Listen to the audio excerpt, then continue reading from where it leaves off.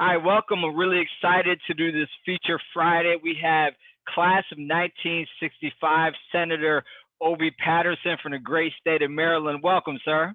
Well, thank you. Thank you for the invite. All right. Well, we have it's the Professional Alumni Network is a great initiative. We're trying to bridge many senior people who are doing wonderful work like yourselves, and trying to show the young people, the young alum, how to really do what you're doing, and you're doing a tremendous work. So thank you for that. Right. Just really quickly, give us a quick introduction in terms of where you're from, in terms of your class, 1965, and just a little bit about yourself, any fraternities, anything of that sort. Okay, again, Obie Patterson, hail from the great state of South Carolina. Spent my undergraduate studies at Johnson C. Smith University. Graduate work at the University of Florida in Gainesville. I'm a Gator. Uh, So, after completing my studies at Smith with a degree in biology, I landed a job with the Department of Agriculture as a researcher, and I worked there until my retirement. But in between, I got a chance to get a free ride to go to grad school under the Rockefeller Foundation, and that's how I got to the University of Florida and got into the administrative field, and life been pretty good since. Hey man, it sounds like since you got the free ride, I'll let you go and be in a Gator. My wife's a Seminole, so she, I'll let you go on that right there. You know what All I mean? right. Yeah. All right, Yeah. so now tell us a little bit about this career path. So you went and retired, and now you're in.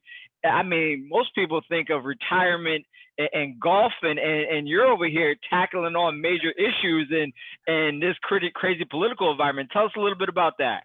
Yeah, I mean, I retired, of course, as I indicated earlier, from Department of Agriculture. I started with agriculture and I retired from agriculture. But through that process, I started getting active in the community and doing things, active with my frat, the best Kappa Alpha Psi fraternity. And uh, then I started looking around. I volunteered to work with a campaign group, and I looked at what they were doing. And of course, they did not win it. And I said to myself, hey, I think if I got out here and strategized and did the right planning, I could win this thing. So the next time around, I tried and I won. And been Nice. winning ever since.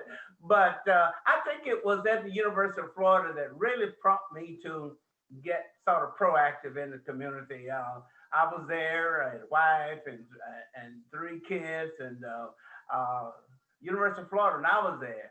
I went there in '69, '70. It was racist and probably might still be. So Okay. literally, I caught hell there because housing was a problem. Black students, even though you were a graduate student, I simply couldn't get housing in close proximity to university. So they put me across the railroad track with the brothers and sisters. So that turned out very well. So that's one of the hang-ups that I have about Florida. They just didn't provide an avenue for us to enjoy the betterment of capital life. Okay. Well, it sounds like what didn't kill you made you stronger. Like, Yeah, because I had a lot of free time because I was a full-time graduate student. My job paid my salary. I got a stipend. So I decided to just go out in the community, start working with people, black folks and poor white folks. And one thing that really peaked me off was that during the segregation down there, they were picking desegregation. They were picking up white kids every other block, and they didn't want to come into my community to pick up my kids. And so I started protesting. I organized and went before the school board, told the parents not to feed the kids, feed them right there at the school board meeting. They started crying and carrying on. I guess through that pressure and the media, next couple of weeks, we had buses rolling out the community. oh wow, wow. So tell me so you got some roots then in terms of making some changes. What are some? I know you're working on a lot of stuff here locally in Maryland. What are some of the stuff that you got on the plate that you're trying to work on, initiate changes now? Well, right now I'm working on three major initiatives with the support of the president of the Senate. Looking at healthcare disparities will be one. Two would be environmental justice, and the last one will be opportunity and how do we develop wealth. those are the major three areas that my work group is dealing with as we talk. And we have a meeting coming up on Tuesday, and we each act to present a proposal. So I'll put a proposal in for healthcare, and I got one going in for opportunity and wealth. So that's that's that's on the horizon now. But I got my own bills that I'm sponsoring, but I'll just leave it with those three areas. Okay. Okay. All I have a right. total, let me tell you, I have about 17 bills, and tomorrow is the last day to get them cross-filed and everything else. So when I finish with you, I will be continuing working on my legislation for January. Okay. All right. Nice. Do you ever see anything coming across your desk related to HBCUs? Yes, actually, last year, the state, we had the responsibility of making the four historical black colleges in Maryland whole because of a long outstanding suit that they had against the state. I had been going on about 10 to 12 years, where the HBCUs of Morgan, Bowie State, Coppin, and Maryland Eastern Shore, they filed charges against the state because of duplication of programs. And in other words, Black College was supposed to have the business component, but what happened, the other schools started implementing the same program. So they decided to go to court. And what was before us last session, we had to come up with 500, well, we wanted more than that, but we came up with a bill that will give them $578 million. In fact, I was the lead floor person on that bill on the floor. I can send you a picture of me standing on the floor, okay? But to make it short, I know you don't have a lot of time. We got the bill passed, okay? Okay. Where the schools would then split 577 million. The downside of that is that the governor vetoed the bill. So, which means we got to go back and attempt to override his bill or start all over again. Okay, understood, understood. Well, number one, thank you for the effort that you're putting forth. Is definitely needed right now during these times. Now, kind of like I consider you a role model. What steps would you give the young alum who I've seen this last round of elections? There was a lot of alum in my areas around the 2005 who are running for offices, things of that sort. What tips would you give them to actually step into leadership positions like yourself and start winning those positions locally? Well, first of all, you got to develop a base. You got to get out in the community. You got to get to know the community. In my district, if you don't know, the people don't know you, more than likely they're not going to vote for you. So get out there, become a part of the PTA, become a part of community cleanup day. Just get active in the community, and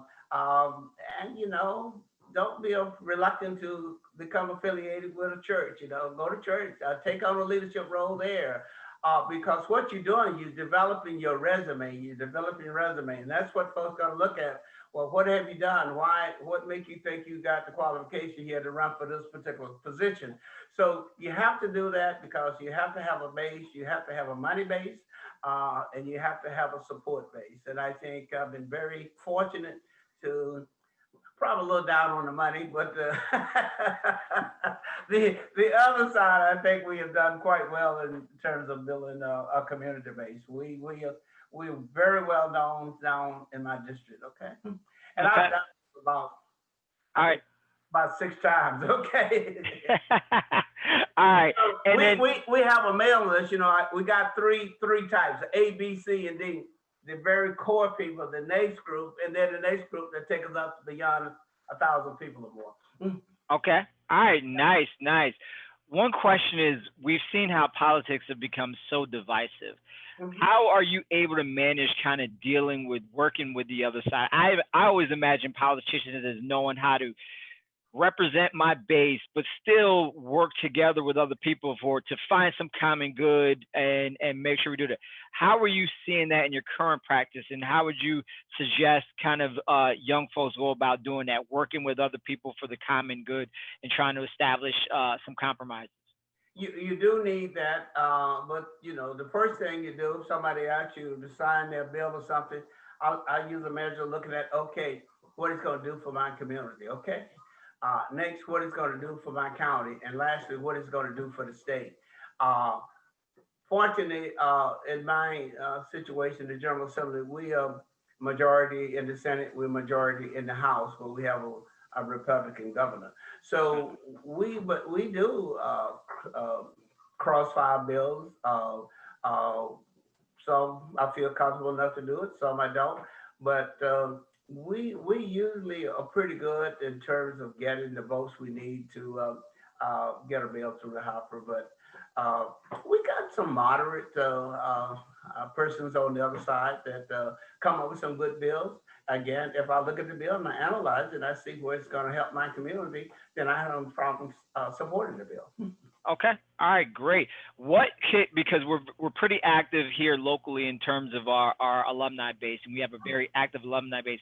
What can we do to support you in your efforts right now as a JCSU alumni community?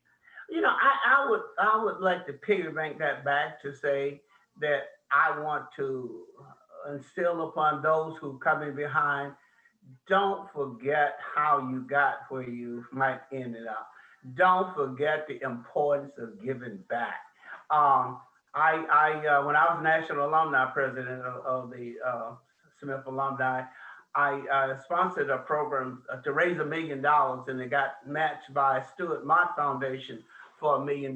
So they gave us 3 years to raise 1 million, and ended up with two. And we did it in 18 months. So now at Johnson C. Smith University, we were able to set up an alumni endowed scholarship program. Will be there for the rest of the time that Johnson C. Smith exists. So that came about because hard work and commitment of those who had finished to give back. So I'm a strong believer that we must never forget the help that we got. And I guess I'm from the old school a little bit because it was rough for me. We didn't have a lot of money, man. I used to have to leave school after the first semester, second semester, owing the university, go out and get a summer job and hope to pay that bill off so I could go back in. I could go back in September. But one thing about the black schools, especially during that period, they didn't mind extending and giving you credit. It was sort of a family help. If you were there and you needed help, some way or other, it was found. All right, nice, nice. Well, you reside in one of the wealthiest, I think maybe the wealthiest county for African Americans in the country. So yeah, things are it's a little bit different. It's like 100%. Now there are a few on the other side. All right. I understand. I understand, but yeah, I completely understand. Folks are for better for worse. Folks do have it a lot better. Right now, but it is important to remember how we've all gotten here. And one of the things that I always remember is how quickly it can be taken away. Absolutely. If you go down to the ALC, there's a school that's missing there. So and so that's Atlanta University Center. So it's one of those things. Last question is what tidbit, you've dropped some gems here. Any one last tidbit for the young alumni in terms of that are coming through that kind of wants to replace your shoes, fill in your shoes, kind of follow up? What advice would you leave for them? Well, I say if you have a dream, follow your dream. Don't give up. There will be many challenges ahead, but if you're committed to the cause, stick with it. Sometimes you may have to put it aside and come back at a later date. I didn't get into politics until after I had retired from the federal government, and I had the interest, but I didn't know how to develop my skills to get involved in strong community activity. I was president of my senior class in high schools, president of student government, and all that kind of stuff. So I had to dream, but I just didn't know how to put it together. And nowadays, the resources are such more pronounced. We have to do manual stuff now. You online, you send stuff all over every place. We used to have to walk around, knock on doors. Nowadays, people won't even let you get close to the doors. Okay, but it was that commitment. I had the burning desire in my stomach that I wanted to go out and serve the people and do well, and I didn't give up on it. And I guess at some point I'm going to have to, but it's been a wonderful ride, and I can't think of anything career-wise that I would even think about having had a time when I want to change it. Okay. All right. Nice. Nice. Well, we appreciate your time. Thank you so much, and hopefully we could bring you back and try to maybe we could bring some kind of leadership series or something of that sort, because we definitely need more young alum in Yes, positions like yourself. It's yeah. really important, man. And thank you so And much for lastly, the. if I could say for the young to get involved with the alumni chapters in their respected areas. I mean, that's an avenue that they can get involved in. And many times, lastly, the school needs to know that you're giving back, because many times it's not the amount when they go to foundations to get money. They like to know what percentage of the alumni is giving. So don't be reluctant to give $10, $15, or $25, because that increases that percentage of alumni giving back. I It's kind of funny. My young kids go to a private school, and I just finished raising money, and people were reluctant. I said, no, it's the participation that matters. That's It's the right. participation. I said, look, you Absolutely. don't have to get a full amount. Right. Just Just throw give. five on it. Just throw five on it right now. Because when they did have to go refinance through all of these difficulties, the banks were like, man, your participation percentage is through the roof. Okay, They do look well, at that. Absolutely. they look at that, so that's valuable. So thank you for that nugget. Thank you for the time. I truly appreciate it, Noop. And All right. Little KA side on the side. All right. we'll drop that in there. All right, All right. man.